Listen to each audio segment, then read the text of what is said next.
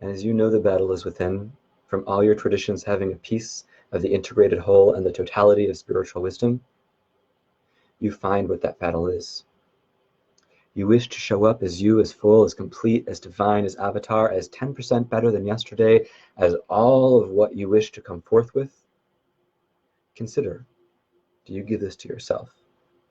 Or does whatever resistance arise, procrastination, lack of belief, perceived lack of resources, choosing to interpret pain as suffering, you know the list of limitations and self-limitations. You could list 10 without significant effort.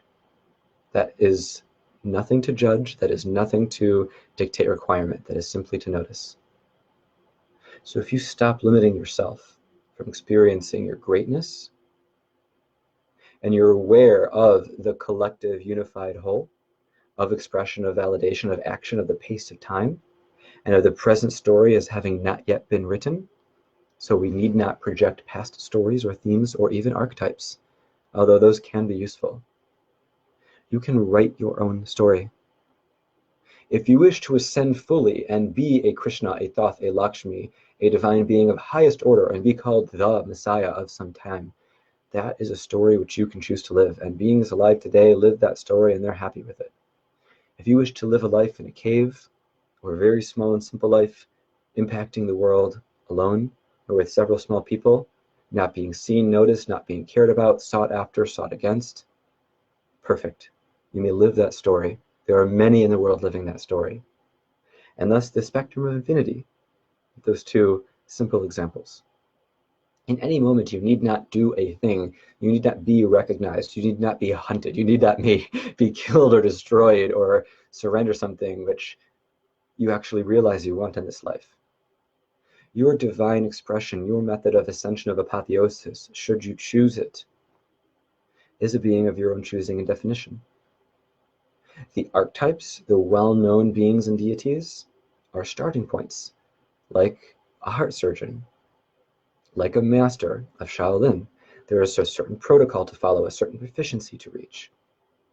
And at some point, now or then, or a future life, you may choose to show up in a higher level of greatness, which may or may not result in the miracles that are the stuff of legend.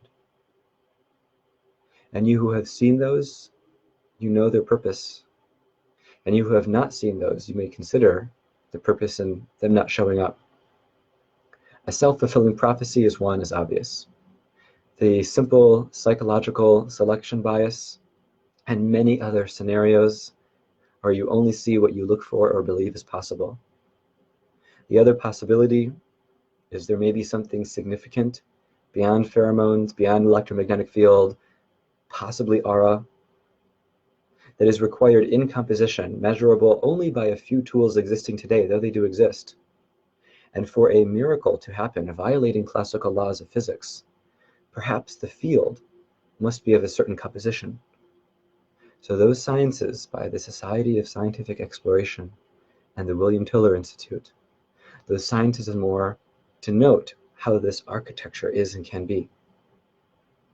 So your value to the world as divinity, the value you provide the world by supporting in whatever way feels aligned those who choose to embody divinity and you feel do a good job, brings more divine energy into the world. And so your mission need not be you do everything. It means you see yourself as a part. If you were the whole, you would be able to snap your fingers and act as 200,000 people do in the material sense. I see no one doing that.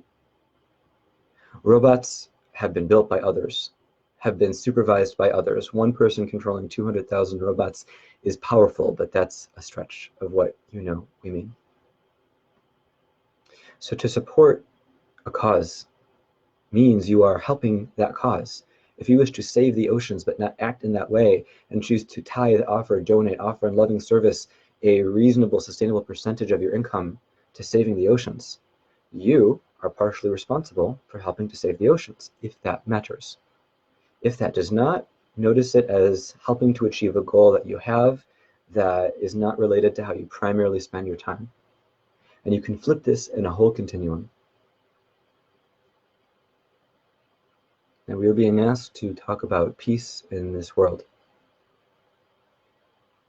And is forced peace peace?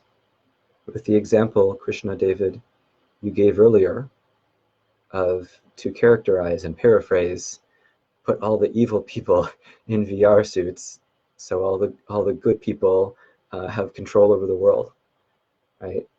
That is potentially, if there was force, taking away freedom to remove resistance.